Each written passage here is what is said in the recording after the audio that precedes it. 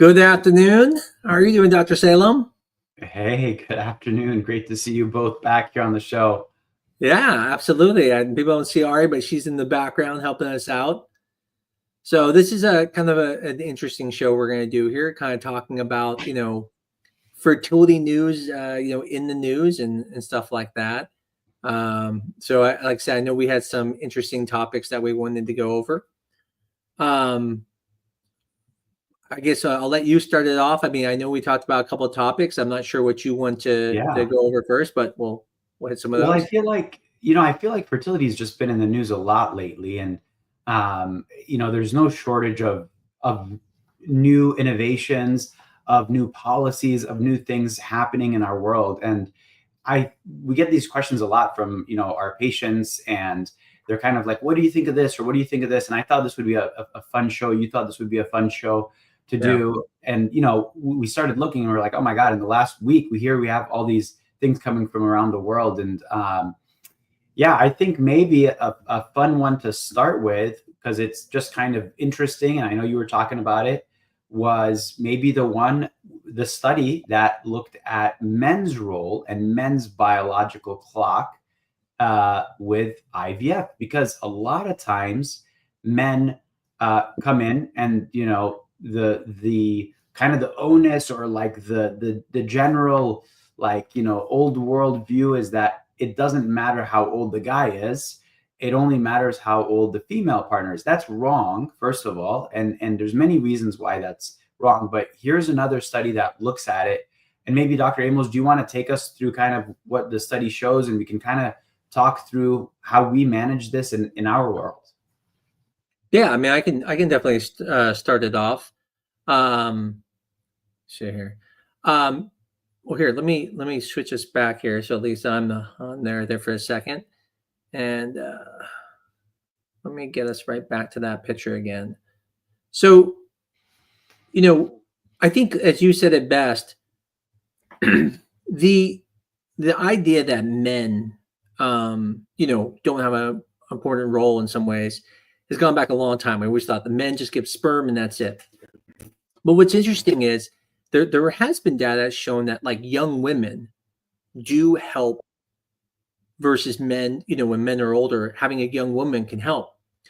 So what was interesting about this study was in this study, they even looked at using donors and found that what happened was not that they don't get pregnant, but the miscarriage rate went up. And so, for example, if the miscarriage rate is normally 16% or something like that, it was up as high as 24%, even with donors. And donors usually have a miscarriage rate, 15% or less. And so it was kind of quite extraordinary. And we know that men, when they get older, their sperm becomes fragmented. What would be interesting, and again, that there's still more data that needs to come out, is, and I'd love to know what you think about this too, is it is it because of the DNA fragmentation? If they use a Zymot chip, would that help it? But I just had this consult with a couple actually. The guy was like 60 something years old. And I was telling them, I said, like, when men are that old, we try to give them like this kind of like, oh, it's not a problem. Sperm's always good. But in reality, I mean, when you're that old, there is some effects. And I think what this study was showing was it didn't tell us anything too surprising in some ways because we've always known there's a little bit. But I think what it said was is that, hey, like, it's even bigger than you think. I mean, when you think about 24%, that means one fourth of all pregnancies with men who are over 45 and older are going to have a risk of miscarriage. And that's humongous because when you think about that, if you're a couple who's wanting to use donor eggs and you're spending tons and tons of money on donor eggs, and then you end up having a 25% miscarriage rate, it may not be worth it. And so I'd love to hear, kind of your view on this too. I mean, obviously very, very new in that standpoint. Yeah, I mean, so it's interesting. I remember that there was actually, when I was in fellowship, there was a person on our team who had done a very similar study, and they demonstrated this exact thing, this kind of increased miscarriage rate, and increased, again, they had demonstrated some increased, DNA fragmentation rates and things of that kind as well. And Of course, the big question for all of us is, okay, so as we all get older, we all usually get a little unhealthier. Let's just be honest. We're not, at our best weight, best cardiovascular, fitness, best, blood sugar control, all these things. And one of the questions was, is it more also a product of the fact that as we get older, we're just generally less healthy? And that's a big part of this. Or is a very, very, very healthy, 55-year-old man gonna have sort of lower rates of these miscarriages? Another thing that came up was this idea of like epigenetic control. So maybe there is some epigenetic component to these higher miscarriage rates. So epigenetics is kind of like the overarching switches on the genome, like what genes are actually turned on and off. And there can be a lot of control that changes over time with that. So there were a lot of interesting questions, definitely more questions that came up from that study than the other way around. But I do think this is validating in a really big way. And I think we should all pay attention to this. It's that men also have a biological clock. It might be displaced a little bit, right? The biological clock we talk about for women's reproductive years starts to really kind of show signs of wearing, or kind of, we get really worried about ages above the early to mid 40s as we go through IVF, because of the increasing rates of chromosomal abnormalities, especially in the mid 40s. It seems like men might be shifted by maybe 5 to 10 years from that, but that there are still these impacts that are happening. So again, I think it's one of these things where family planning, thinking about these things, it's really very important to kind of consider all of the avenues. And it does beg the question, I want to get your take on this one, Dr. Amos.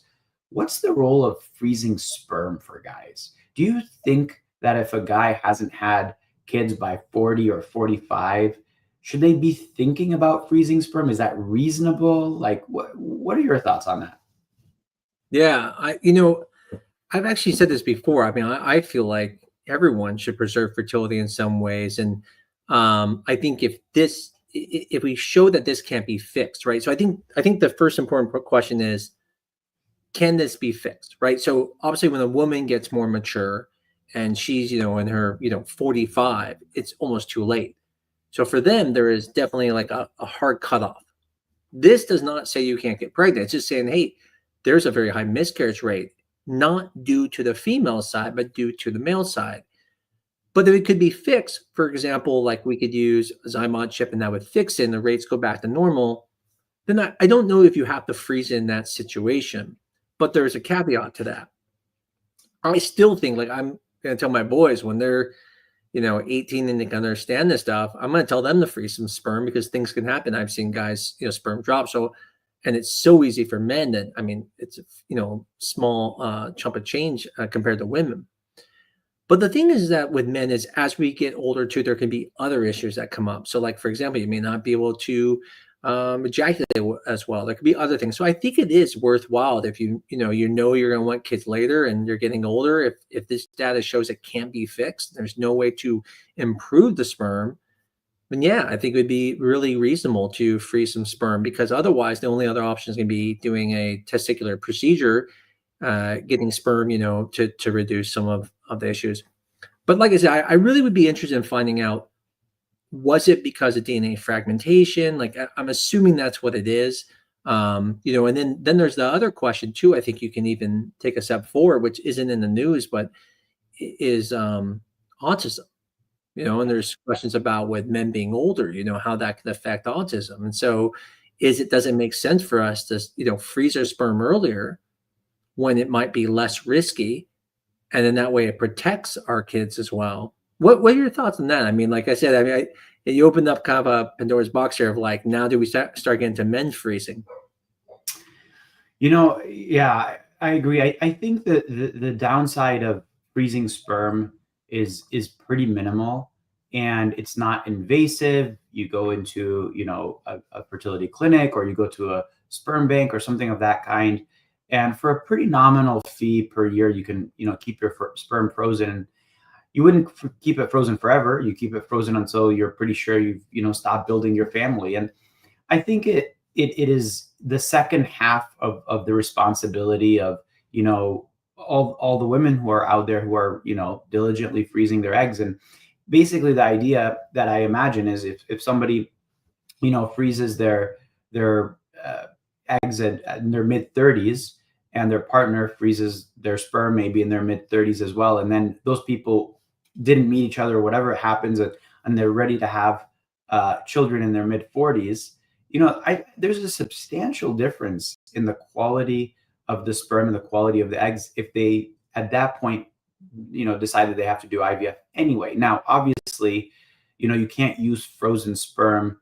You're probably not going to have enough of it to do other types of things. It's most likely going to be IVF, and the question becomes, is it even worth it? And that's, again, a pretty personal question. But to a fertility doctor like you and I mean, it certainly does seem worth it. I would generally prefer to use frozen sperm that I know is free of being exposed to certain things and maybe came from a healthier time, healthier state than where that gentleman might be at that point. So, but I think we need more data. It's too early to say for sure that this is the right approach. It's just a question that definitely has started to emerge more and more recently. Yeah, I think you bring up another point, like when people are going to go cancer treatment, right? They're going to freeze sperm for future use, and so you almost think of it in the same standpoint, where we ask, well, listen, even if it may not be cancer, we're getting older, right? It affects sperm. Yeah, I think it's so easy to do, and there's little effort on the guy. There's cost is so low. I do think, like, if you really know you're gonna plan on having kids later in life, it may not be a bad idea. And as you said, healthier sperm, and that's only going to help have more blastulation. It's going to allow you to have more genetically normal embryos. Yeah, it's really interesting. I'm not sure if a lot of people know, but when you do IVF, you can actually test the embryos and you can find out if they're genetically normal or abnormal. And what you can do is you can actually find out if that genetic issue came from the female side or the male side. And so if this is something you're worried about, you can actually test for that. So I'm not sure if a lot of people are aware of that. I'm trying to think of anything else on this topic that you can think of. I think I want to remind people, please come on, ask questions. I mean, literally, you can come on here and do a fertility consult if you want. We're always here. The topics we bring up are just purely for us to have a conversation. But I mean, we're more here for you. So if you have questions, come on and ask them live.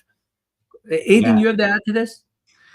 No, I think that's those are the highlights on that one. I think if definitely people want to come on and show us their fertility news in the headlines too, be happy to tackle those things as well. That'd be a fun way to tackle this as well. But how about the next study? You found a really interesting study here about something that's kind of been going on in the background for a while, which is this idea of 3-parent IVF. What the heck is that? How do you get 3 parents in an IVF? Now that maybe is a little bit of a misnomer. I mean, that's the way they call it, but obviously it's really mainly the genetics of 2 parents and the mitochondrial DNA of a donor, let's call it the third person. So this is a really interesting technique and one that is, as far as I know, legal in only quite a few places. I believe this was done in the UK, this one. Yeah. And this is a really interesting way to allow your child to be born free of what are called mitochondrial diseases. So, the egg contains the nuclear DNA and it contains mitochondrial DNA. And the DNA that makes up the vast, vast, vast majority of our total DNA is the nuclear DNA. And that comes from the nucleus of the egg, as opposed to these other smaller strands of DNA. And I think mitochondrial DNA might have something like 13 or 16 genes. I forget the exact number, but it's something pretty low like that. And that amount of mitochondrial DNA can obviously contain a disease. And so very interestingly, this study showed that, there have been 8 babies that have been born already after using IVF, in which they took the nuclear DNA from the egg, the nuclear DNA from the sperm, and put those into the cytoplasm or into the egg of a donor. And that's where the mitochondrial DNA was, so that the mitochondrial disease was kind of left behind. Very, very interesting. Very technically, that's the genetics from 3 different parents, but not really. The mitochondrial DNA is such a small proportion. Very controversial, because here we are using IVF technology to solve a problem that was effectively unsolvable in many ways. And it's a different approach. It's not genetic editing. It's kind of like, let's call it, sort of manipulation. It's more kind of like embryologic manipulation. But yeah, what are your thoughts? What were your takeaways from this study here? Yeah, I thought it was really interesting. Obviously, we've heard about this for quite some time. So, doing 3-party, IVF has been going on for a while. It's like I said, not allowed in the U.S. I definitely am interested in why it's not allowed in the U.S. and what the fear is. But it's interesting. I had a conversation with a patient about this. We were talking about this the other day. And in her mind, she said, I wondered, like, does the body know?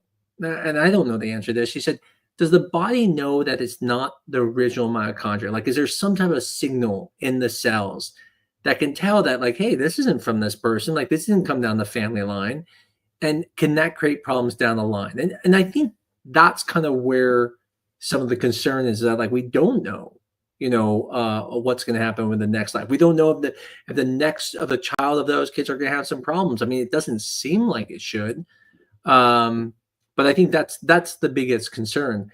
I obviously think it's amazing. I mean, the people who have been healed from this is amazing, and the rhythm of that.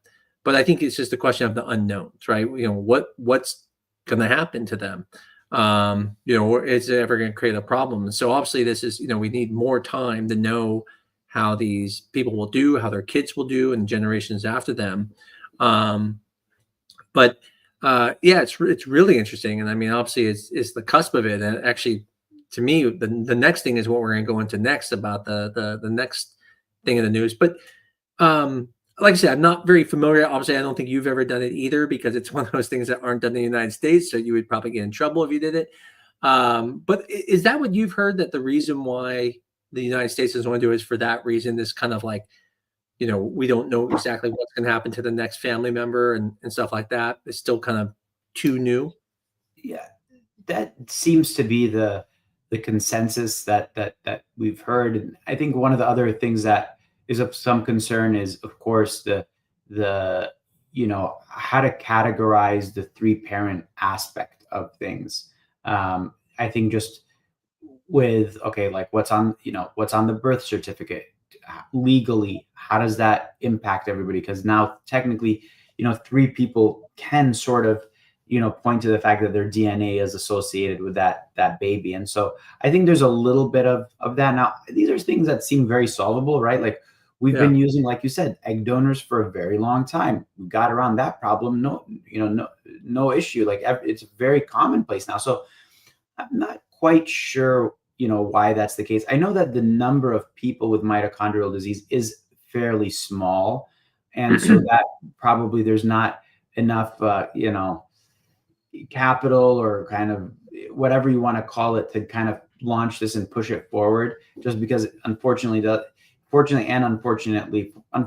the people it affects, it just doesn't have enough kind of momentum behind it to get it over the finish line in terms of getting it passed in the US. But very interesting development. Again, one more way that IVF is not treating infertility, but treating disease. And I love every time I hear that story.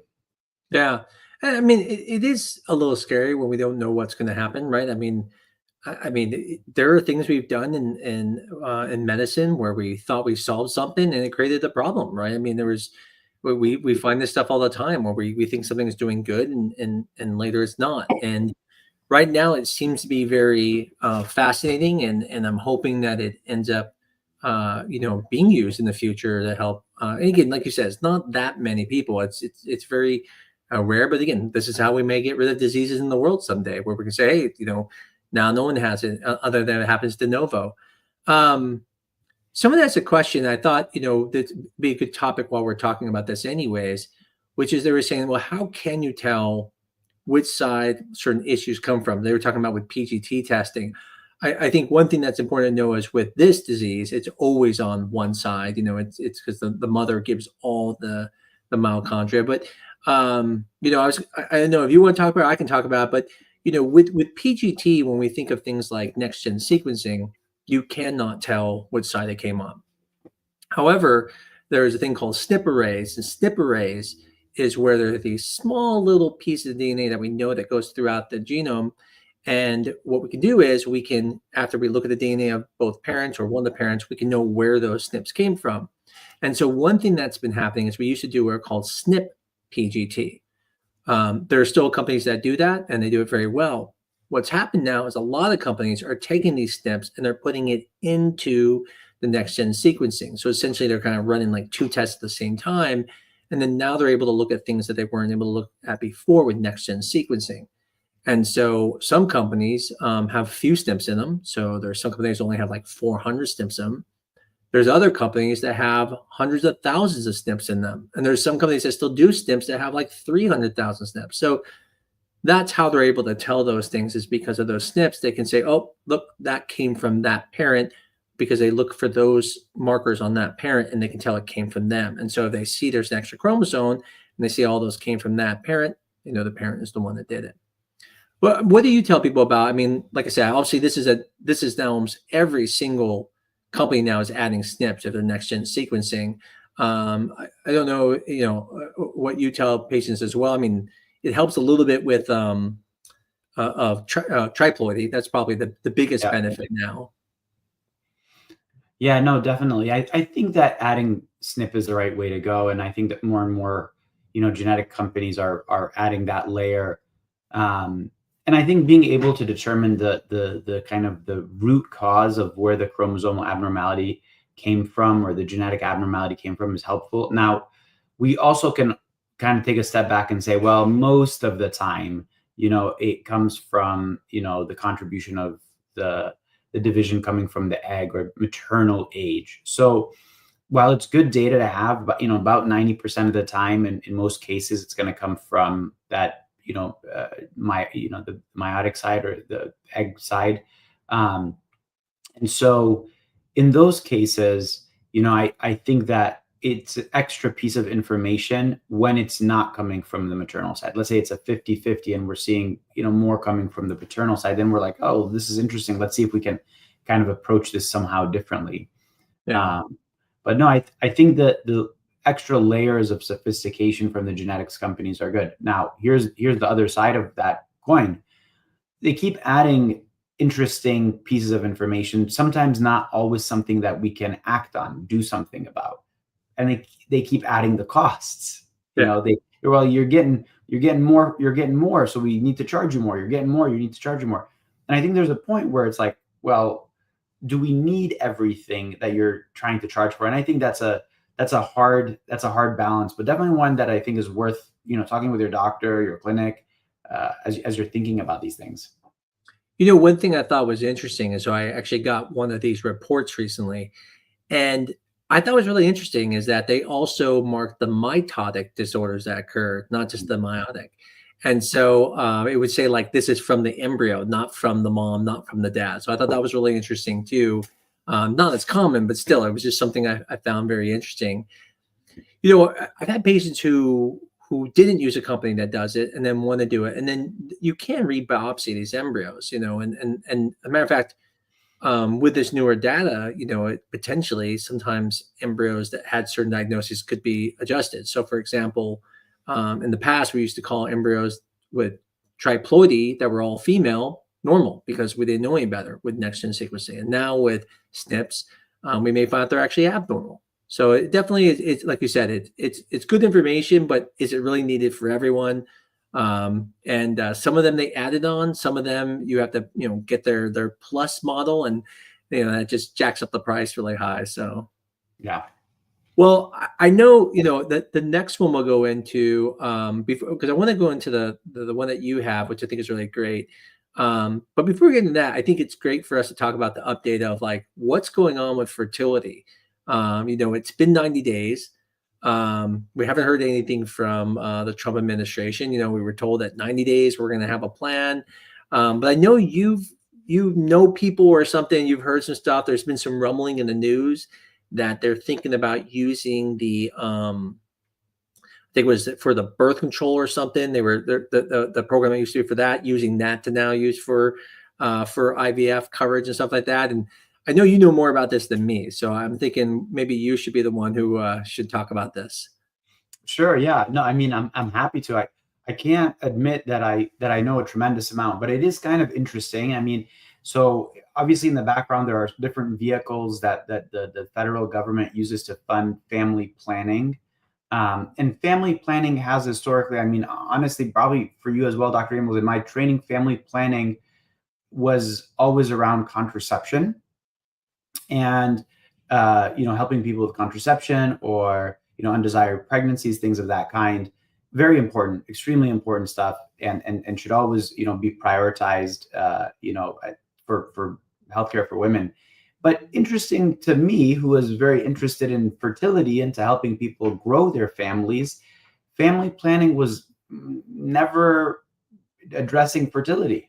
For all the people that were saying, hey, I really want to get pregnant, but I can't, there wasn't a whole lot of information about it. And that was, I always thought that was unfortunate. And that's how we kind of our field, that's how it developed over time. We're just like, well, family planning is basically contraception. That's what that means. And it doesn't really include much in terms of family planning on the other side of the spectrum.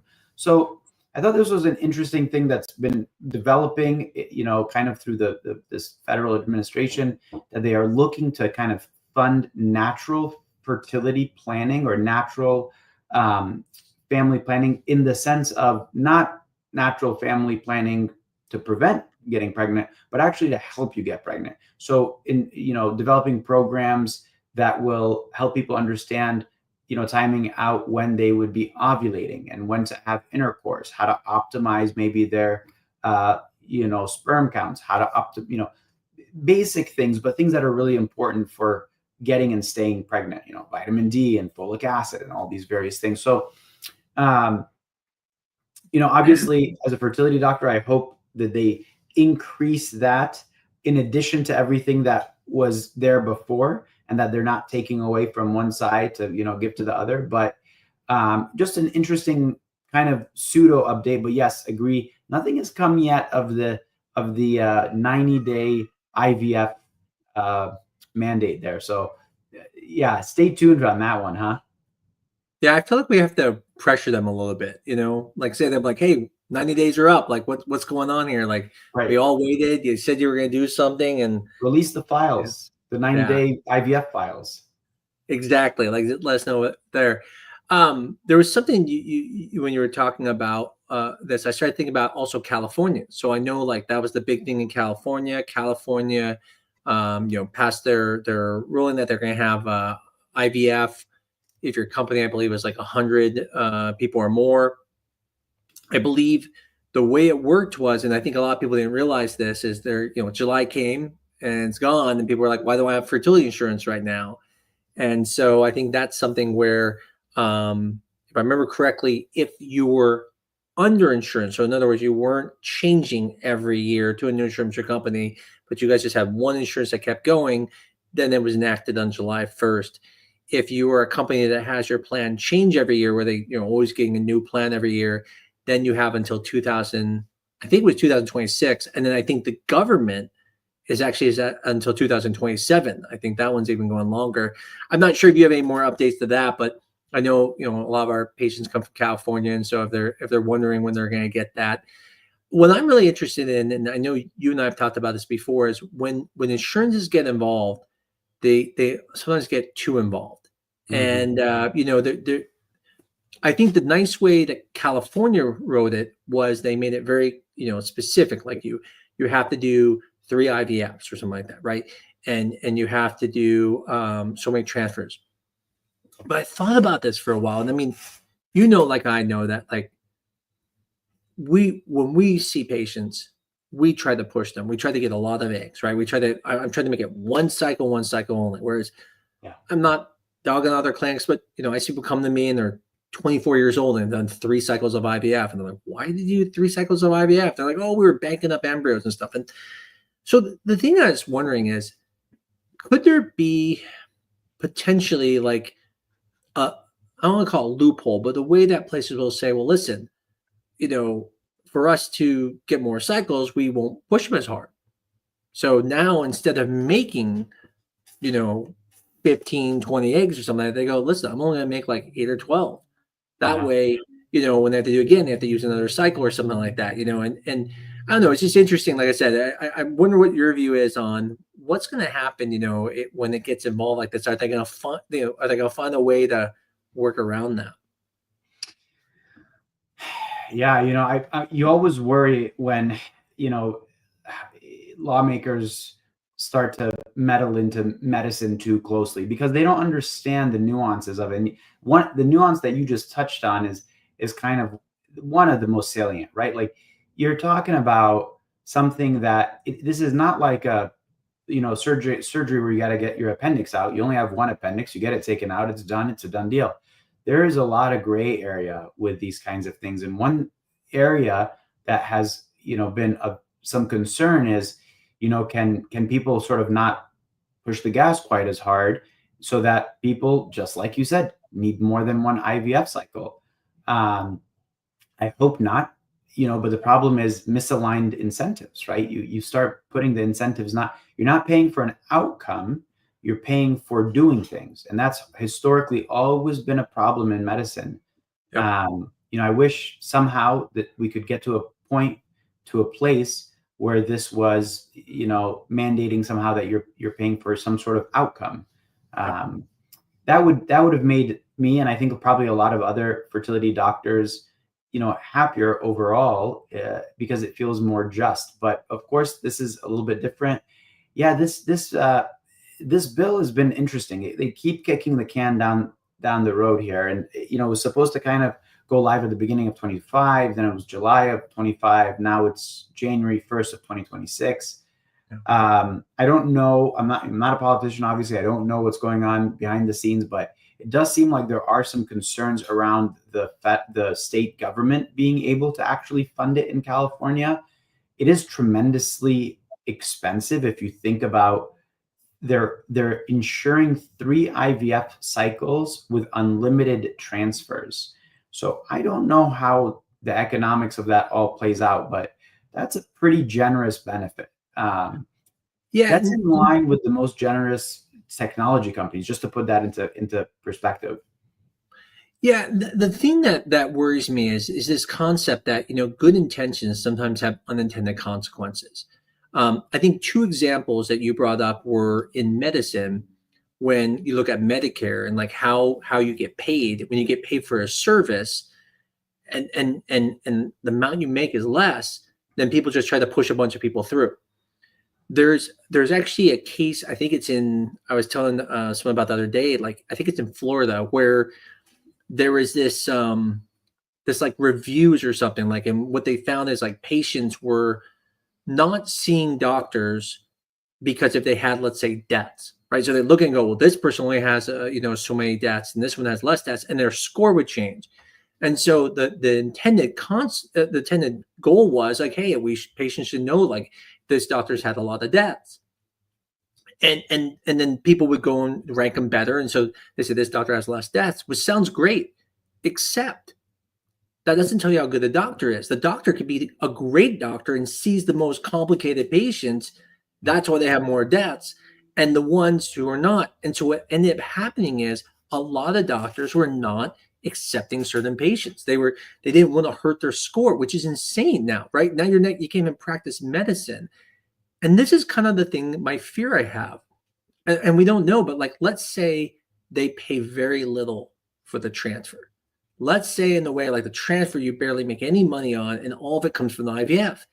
Well, unintended consequence would be to go, well, listen, I'm not gonna I'm not going to sit there and, have to, get 20, embryos, and then all of a sudden you're going to go out of business because you're not making enough. Because again, insurances, they'll just pay you what they want. I don't know if most people know this, but when we do a semen analysis, I swear to you, this is true. You can ask almost any fertility group. You will not believe how little we get paid for that semen analysis. It's usually never more than a few dollars, at most $10. So that's why most places, don't even like doing them, because you don't make any money on them. There's even one insurance company, when it comes to freezing the embryos, we get paid $1.04. So as crazy as it sounds that this could happen, it can. And so in California, like I said, an unintended consequence come from a good idea. And it's going to be interesting to play out. And that's why I said could that happen where now, instead of getting to the baby faster, getting to the baby at lower cost, it could affect it. I really wish Rooks was on here today, Steve Rooks, because this is exactly what we talk about all the time, this, cost to baby or time to baby. And, like I said, it's just something that worries me, because we've seen it, as you said, in medicine so many times. When bureaucracy gets in, it changes the dynamics, and not even so much to be mean, just to be able to stay open or something for some places. Yeah. Well, I'm really interested in this next one, and because I know you and I were kind of talking about the other day, this company that is essentially sequencing the entire DNA, and I think it's pretty cool, because again, right now I've had patients where they do PGT. Unfortunately, something shows up later, and they're like, "Wow, we didn't know we had this disease."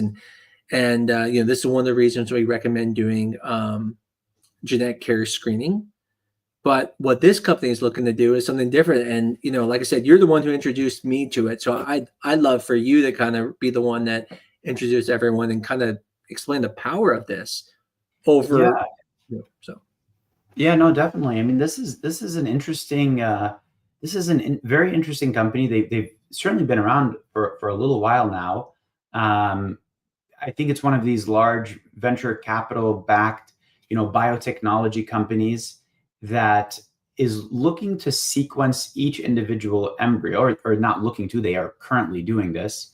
And with that sequencing, they're able to look at a huge number of genetic illnesses, most of them being single gene oriented, but some of them being, polygenic, and meaning multiple genes are involved with it, and maybe even giving polygenic risk scores for those embryos. And what they hope to offer at some point in the future is some sort of, let's call it genetic scoring of the group of embryos you have. So it's very important to understand they're not messing or editing the embryos at all. That is not what they are doing. They are simply looking at all the different embryos and trying to score them genetically, letting you know, hey, this embryo is free of all the genetic diseases that we tested for, call it 500 or 600, and it has a 10% higher risk of developing, early onset dementia compared to your, other embryos. Or this one embryo looks like it has a certain group of genes that might increase the chance of diabetes in the future, that kind of thing. So it's very interesting. It's very powerful. Obviously controversial. A lot of people feel like this is getting a little too close to playing with the genetics of it, even though they're not editing the genes or anything. So of course, the more embryos that you have, that you can create, that you can look at, the more selection you can have. So obviously, most people going through IVF right now are going through it because they've struggled with fertility and they need it. But this is offering sort of another thing for the future, which is this idea of using this just for everybody who wants to reproduce, to kind of give their kids the best shot. Again, super controversial. I don't know how I feel about it entirely. I'm just very intrigued by what this company is doing and how they're doing it. It's fairly, accessible. I think it's about $1,000 an embryo, which is a lot of money, but we're not talking about what sequencing used to cost, which was, in the many hundreds of thousands and millions, of course, before that. But, so now we're talking about numbers that are kind of attainable. And the CEO of this company, had come out and they had given some interviews with some of their things. She has used her technology for creating her own embryos and has them stored and, plans to use them in the future. And she said something around the idea of, well, sex will always be around, but just for fun. And we hope that this is kind of the new path at some point towards reproduction, which of course, very controversial. Would love to know what people think about that. I mean, oh man, yeah. I don't know, Dr. Amos, what do you think of this one? Yeah, I mean, I think it's really interesting. The company Genomic Predictions, which we use, has already started some of this. So they started doing not a whole genome sequencing, but they looked at very specific parts using SNPs. And I think there was like 8 disorders or something that they looked at. So like diabetes, certain things that had a higher chance. And then what's important to understand is it doesn't mean, when you talk about these multifactorial, genetic disorders, you're only kind of knowing if there's a high risk or a lower risk, but it's not a zero risk, right? You can have a low risk and still get it. But they've been doing this for a period of time. And I've actually had a patient who came to us just because we used genomic predictions for that. And they wanted to kind of reduce the risk of certain diseases that were in their family. And so, like I said, I think it was, to me, like it was really important to them. I think the difference here is this is now broader, right? So then the question is like, at what point are you're ranking your kids, right? So one kid is not born. Maybe that kid would have been the next Einstein or something like that, and is never born because on their thing they weren't ranked as high as another one. But in reality, they would have done more for society. And that gets to the woulda, coulda, shoulda thing. I don't know. I mean, this is not going to get easier. This is only going to get harder, right? So, I mean, we are not too far away in the next 10 years here of like being able to pick things like, hair color, be able to pick eye color. We're going to be able to eventually even fix things with CRISPR. And like, the question is where does it end, And I do think as a fertility, we've stayed out of the news from a lot of controversy, but I think we're going to definitely be getting into it as we get more and more of these things. Yeah, I think it's going to get harder and in many ways, murkier. And I think it's going to be important for people to also know what's available. Like it used to be at one point that we just did, run of the mill IVF. If you were unable to get pregnant, well, it was just almost like a one size fits all back in the day. You grew the embryos to day 3, you transferred a bunch of embryos, you kind of threw them into the hope of having 1 or 2 stick, and that was about all you could do. And I think we've developed so much with the complexity of the genetics, but now it's obviously going into another realm altogether. Yeah, definitely would love to hear, what people think about that as well. But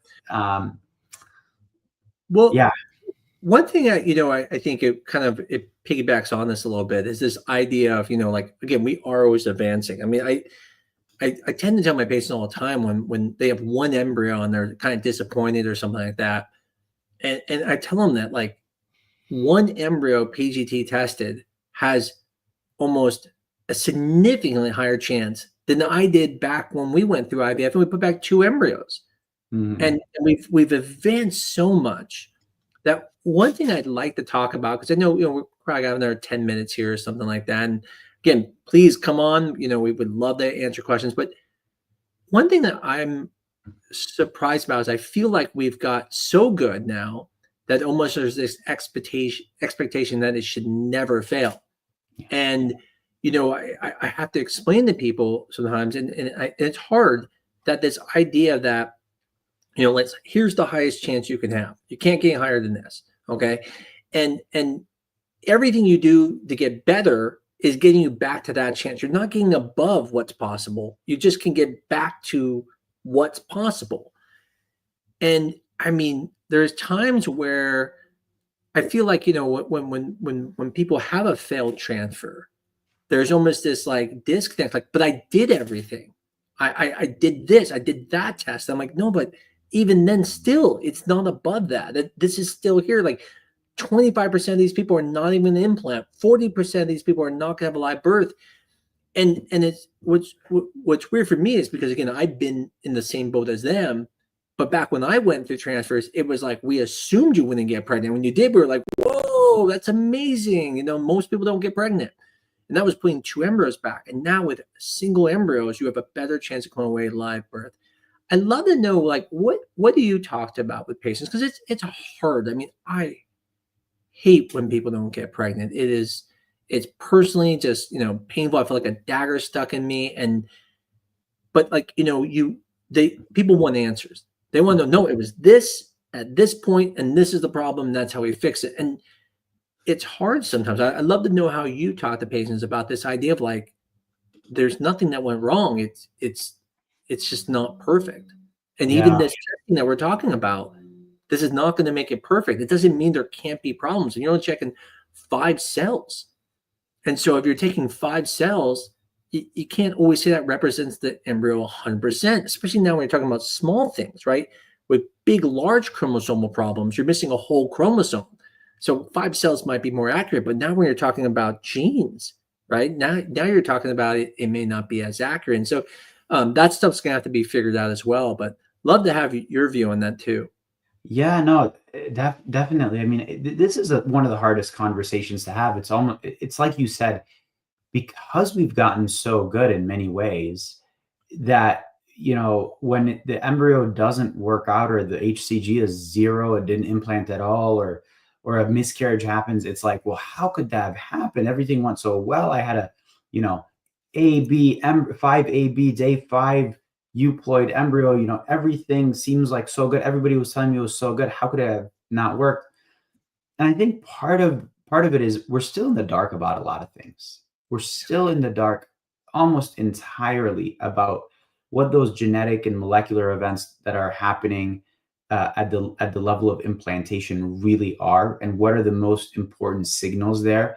We have a very broad idea, of what's supposed to happen. It's kind of like if you were flying in an airplane at 30,000 feet, the city is below you, and you parachute in, but it's so much harder to precisely identify one crossroad. And that's what we're trying to do with the implantation.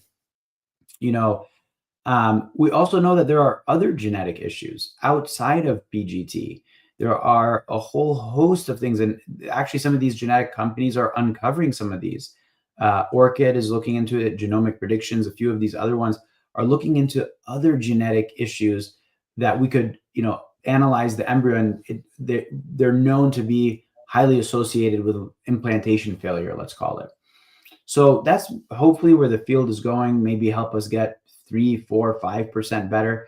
But we're no longer in the realm of being able to get 10, 15, 20% better easily anymore.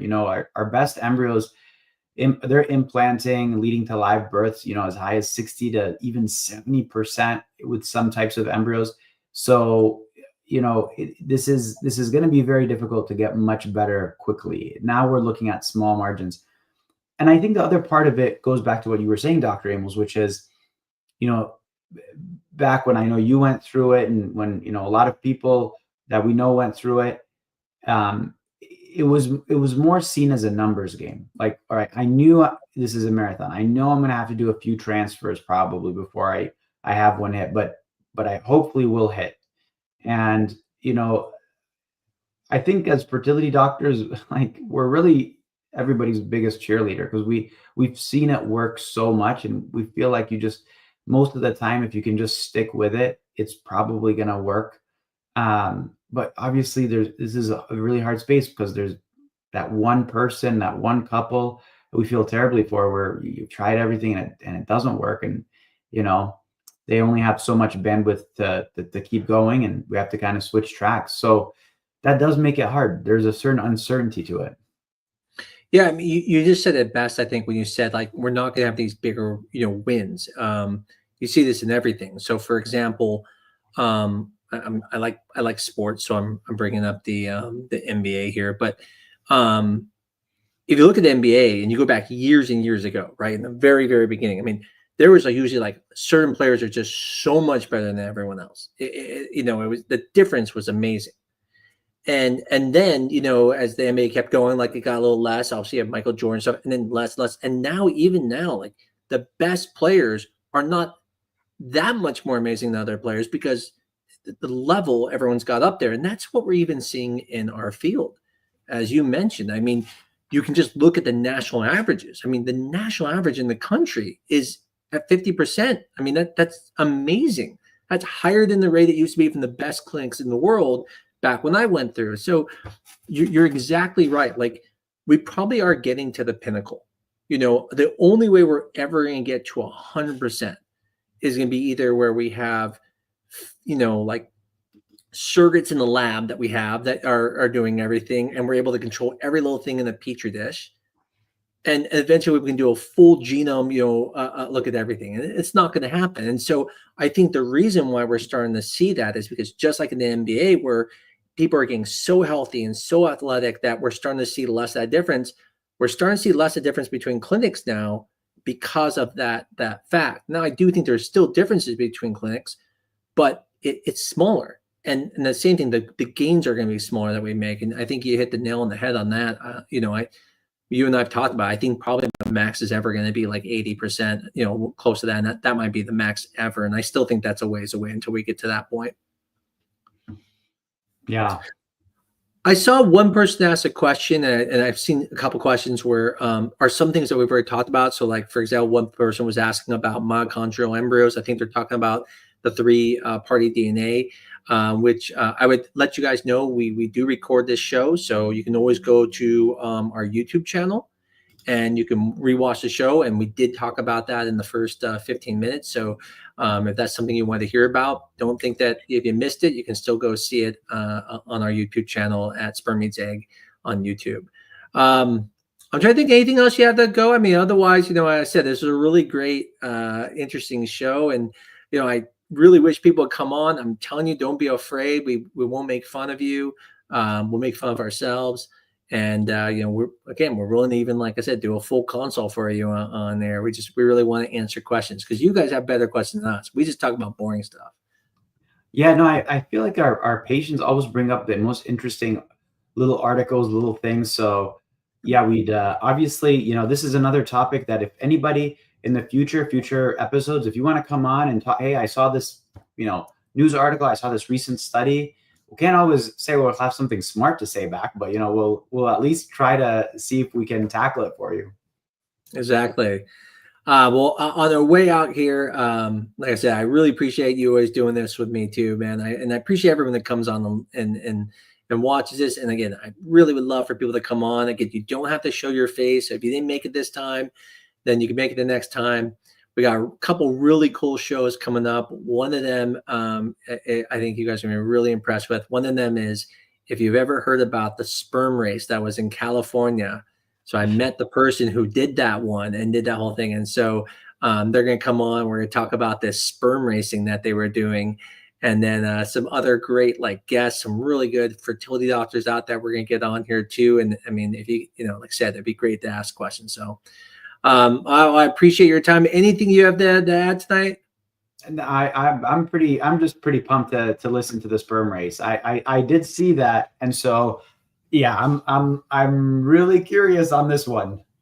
Yeah, we had a lot of fun conversation. We were I was trying to explain to them they're using fluid channels, microfluidic channels and stuff, and so I was actually telling them about how hey, to make it fair, you should do a Zymod chip or something. We had a lot of fun talking about it, explaining to him. I was telling him how the guys warming up all week or help him, and they were having those guys warm up all week. So that's awesome. Well, hey, thanks everybody for tuning in. Really appreciate it, and we look forward to seeing all of you very soon.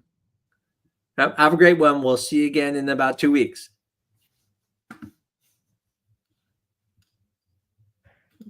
Got the knowledge, the power to grow. Sperm meets egg, let the healing flow. fertile grounds we explore. Life's a journey, so much in store. Got the knowledge to power it grow. Sperm meets egg, let the healing flow. Step in, let's talk about the facts. Women's health, let's watch how it cracks. Cycles turning, it's more than just chance. In this moment, we're taking a stance. Voices rising, we're breaking the mold. Deep conversations, we're watching them unfold. From the roots to the stars is one and the same. Empowered together, we're winning this game.